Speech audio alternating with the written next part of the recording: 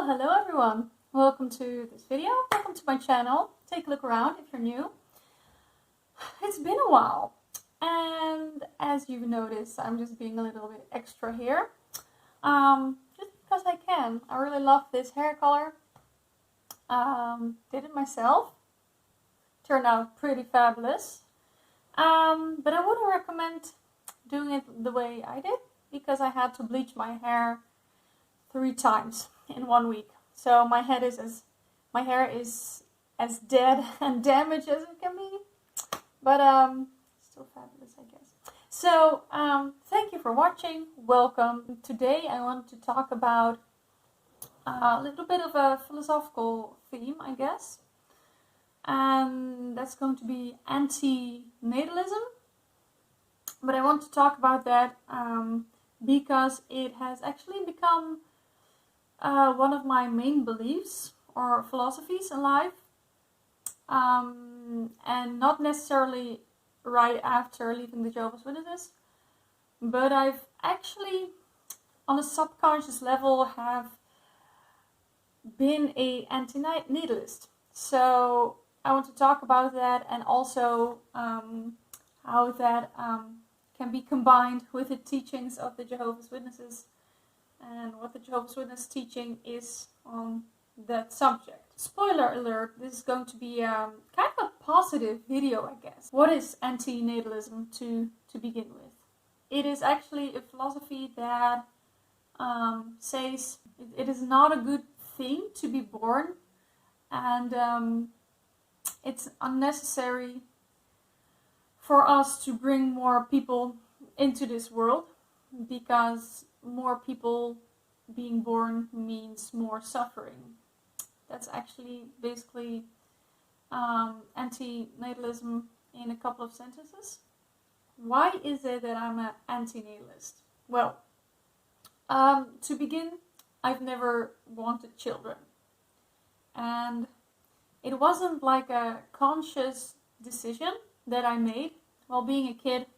I can't even remember myself like playing with dolls or playing, the mom and the dad when playing pretend, And also, I guess the youngest I can remember that I decided I don't want to have children is probably 9 years of age. When I was 10, my half-sister was born. And that didn't sit well with me, really, because then I encountered from close by how it is to have a baby in the home and what it means to raise a kid. And my mom and my stepdad never really forced me to take any responsibility when it comes to my half-sister. I wasn't like a mother figure like some other people may have experienced with their siblings.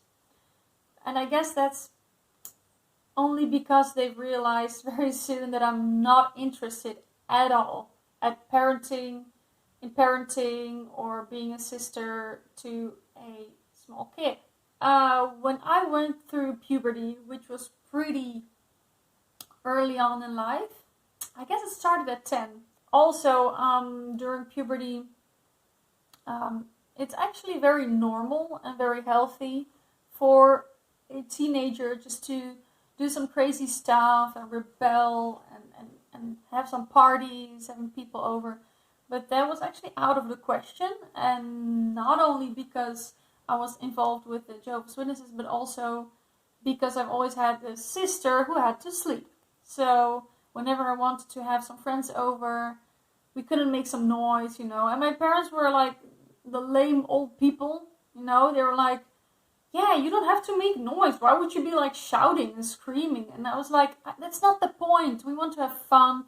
Of course, things can get a little bit loud. You know how youngsters are.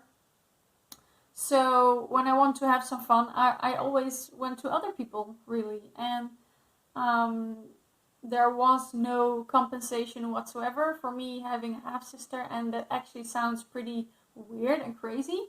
But in my opinion, when my mom and my stepdad did realize that this is a very hard time for me, I don't know, maybe they should have, I don't know, bought me a cat or a dog or whatever so I can have something for myself. But instead I got a little bit shoved to the side because a baby needs all the attention, you know. I mean, a baby cannot take care of itself. So from that moment on, actually, there hasn't been a connection between me and my mom and stepdad. And also, I've always been kind of chill with my stepdad, and I actually treated him like a real dad, and he never treated me any different, really, because I'm not his daughter. But when his daughter was born, he became a whole other person. He became aggressive. He couldn't really deal with his emotions. And later on, it turned out he has got autism. So that explained a lot. But having a baby, it brought a lot of stress in the household. There was no parent-child connection anymore from that moment on. And I became kind of a lone wolf, actually. And I've always been used to being an only child, but it actually didn't change much. I still see myself as an only child. I guess at the age of 12, 13, 14, I just spent a lot of time up in my room, just drawing or listening to music or just making puzzles instead of hanging out with friends. I also didn't have a lot of friends, and I got bullied a lot as well, so it didn't make it any better. I mean, my feelings towards kids after having a half-sister. And I've never actually bonded with her because at the time there was so much negative feelings connected with her being born. I just couldn't bond with her. I didn't want to. I wasn't interested in being friends with a kid. I mean, who's 10 years younger. There's nothing you can talk about, really. There's no support system there. I've always wanted a brother or a sister who was maybe a couple of years younger or older, but not like 10 years difference. I mean, basically been an only child my whole life, you know. So to this day we haven't ever actually bonded, and because we haven't been in contact that much during the time I've lived on my own, which isn't bad, I guess. It's kind of, well, it is what it is, you know. But yeah, people kept saying me like, well, you change your mind one day, and they still say that. I mean, I'm past 30 and people are still like, well, you never know, maybe you find the right guy. And I'm like, yeah, if it's the right guy, he can stand children as well, just as I can stand kids and don't want them ever. So that's not going to happen. My first serious boyfriend actually dumped me because he wanted to have kids eventually. So that was pretty painful, and it made me even realize even more that I really don't want to have kids. This is not a compromise. I'm not an incubator. I'm a human being. It's my body, and I don't want to go through the horrors of pregnancy and childbirth only because someone wants to not let his genes die out. So yeah, and I've always actually made it pretty clear at the beginning of a relationship, I don't want to have any children. I'm not interested in raising children. Well, and people always say, what if you'll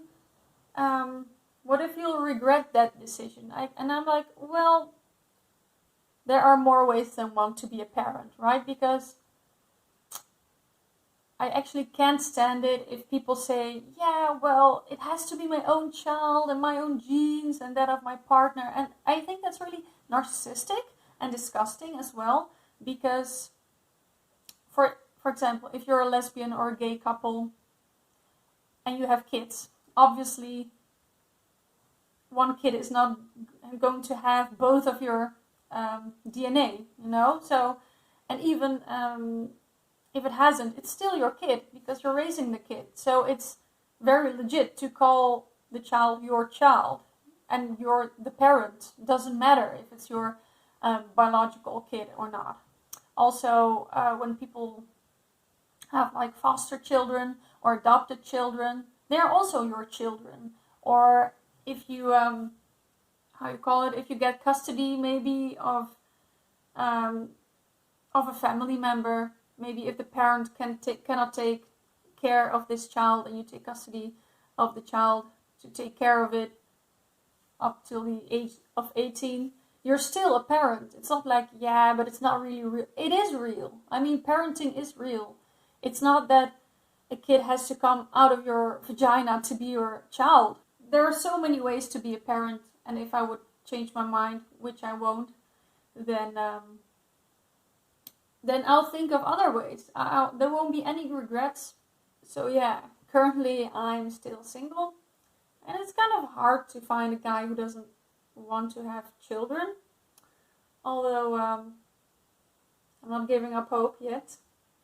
But when it comes to antinatalism and Jehovah's Witnesses, actually I found it really positive that from the Jehovah's Witness organization there was never any, how you call it, people weren't forced to have children, like it's more like it's common in the Catholic Church or in other religious groups.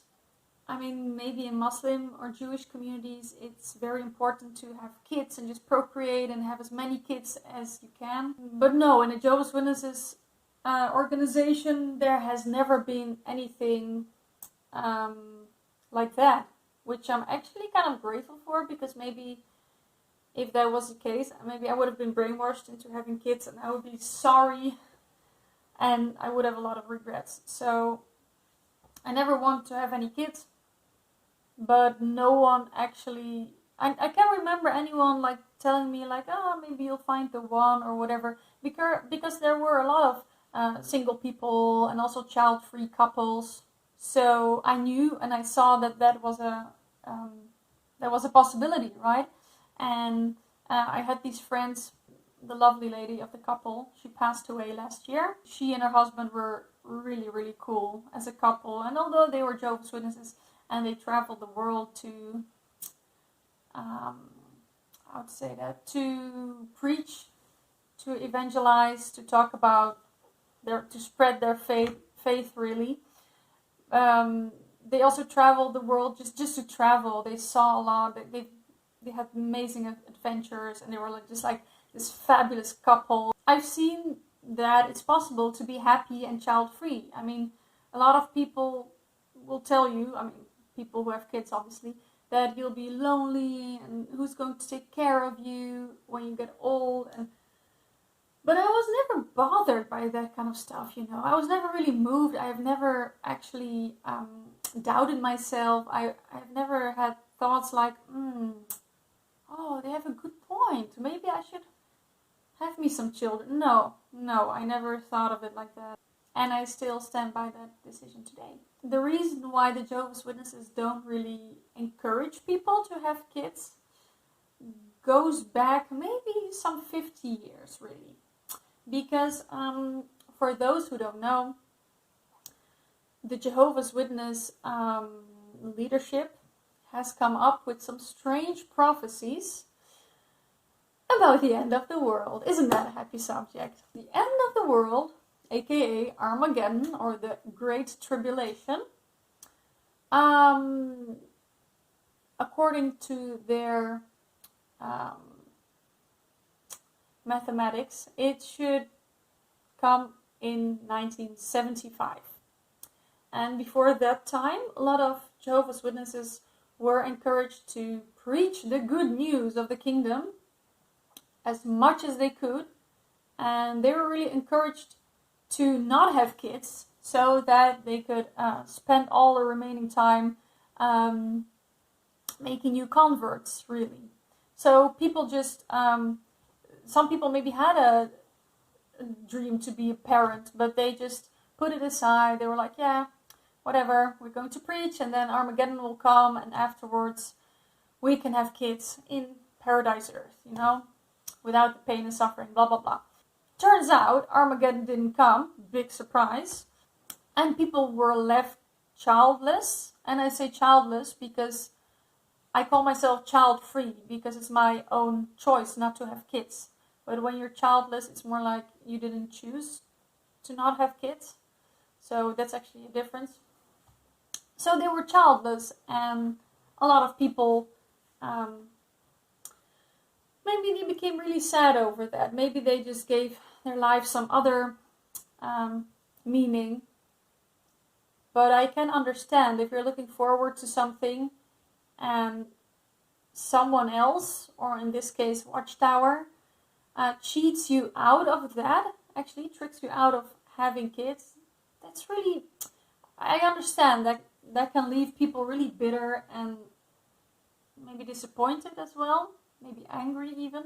And also when we go to more modern days, it's always actually said that it's better to not have kids because you can do much more for Jehovah, aka the organization of Jehovah's Witnesses, aka Watchtower, because Watchtower needs a lot of free labor. And people with kids don't have time for that kind of free labor, you know?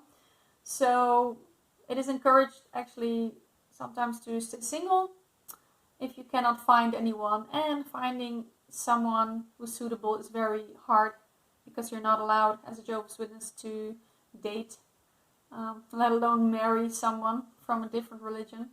So yeah, there are a lot of single people, and sometimes they just go into pioneering or auxiliary pioneering, which is a fancy word for doing the preaching work full-time or part-time, but it's a lot of hours. There's a lot of single people because of that. They think the same as I do, but from a different perspective, because I think the world is like a crappy place to live, and it's kind of egotistical to bring new life into this world, to let children who didn't ask for it, to let them suffer in this world, because I know I did, but the Jehovah's Witnesses, they have more like a religious standpoint. So they're like, yeah, this is a bad place and Satan rules the world, and why I'm an antinatalist, furthermore, is because, well, we live on a crappy planet. I mean, the world is dying basically with so many people on Earth. I guess the Earth can handle it, but not in the way we're treating the Earth and the environment. And we've become a society where money and power is the most important thing. And actually birthing kids is actually, what it does is it produces more slaves for this capitalistical system, and to make rich people even more rich. And sometimes I have a really hard time coping with this whole concept of life. And I don't necessarily want to die, but it would have been better if I wasn't born. It would have been better if no one was born, because all the problems that exist on this planet, like all the terrible stuff, I'm going to name some stuff, maybe this might be triggering for some of you, I'm sorry, but human trafficking, pedophilia, children being raped, wars, people getting murdered, tortured, gang violence because of drugs, you name it, like all that horrible stuff, people have made up. People are causing that stuff. And if there are no people on this planet, there is no pain and suffering, because we're the ones who are causing it. And that's also why I'm transitioning to a vegan diet, because it's the least I can do for this, for the poor animals who also have to suffer so much because of us humans, because we just want to eat their dead bodies just for our own pleasure. I guess I got more crap for not wanting kids from the regular community than from the Jehovah's Witness community. I still get a little bit crap from people sometimes, and also at home, like my mom and my stepdad, they never gave me any shit for it, because they probably knew how hard it is to raise kids, and they've seen I'm not really into raising kids, or I'm not interested in babies. Yeah, this is kind of an extreme idea maybe, and not everyone will agree with me. But I just cannot be compromising when it comes to this. I'm not going to back down. And in my job, I'm supposed to work with kids, and that's fine because I like working with children. I mean, children can be really fascinating and interesting, and I don't know, but it also makes me kind of sad because kids are always very innocent and naive, and I'm like, oh, kiddo, I mean, the world has a lot of shitty stuff in store for you, and you don't really want to burst their bubble, you know, but the world is not a kind place. And they don't know that yet, but they will, and I feel sorry for them. I'm not really afraid of death, more like the process of dying. Sounds kind of horrific, but the idea of not being alive anymore, not having to deal with all the shitty stuff, it kind of gives me peace. So more peace than any religion or God could have ever brought me.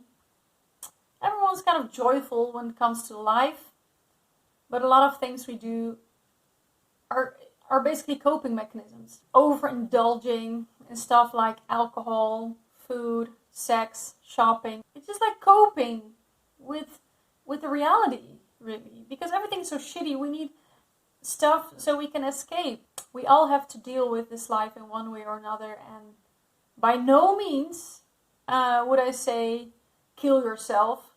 Because people also say that, yeah, what if life sucks, why don't you kill yourself? It's kind of a horrible thing to say, really. Antinatalism isn't really about killing oneself, committing suicide, because that's terrible. I'm not depressed or whatever. I see the reality as it is.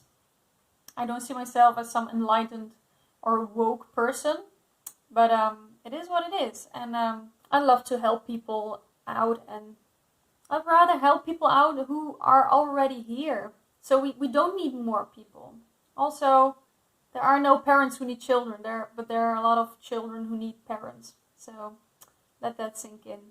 So thank you for watching. It was kind of a heavy subject, but maybe some of you guys are out there who have also the same ideas and philosophies, and might agree with me. Maybe some of you won't agree with me, but that's fine. You know, we're all adults here. Thank you so much for watching, and you'll see me next time. Have a great day and stay safe out there. Bye bye.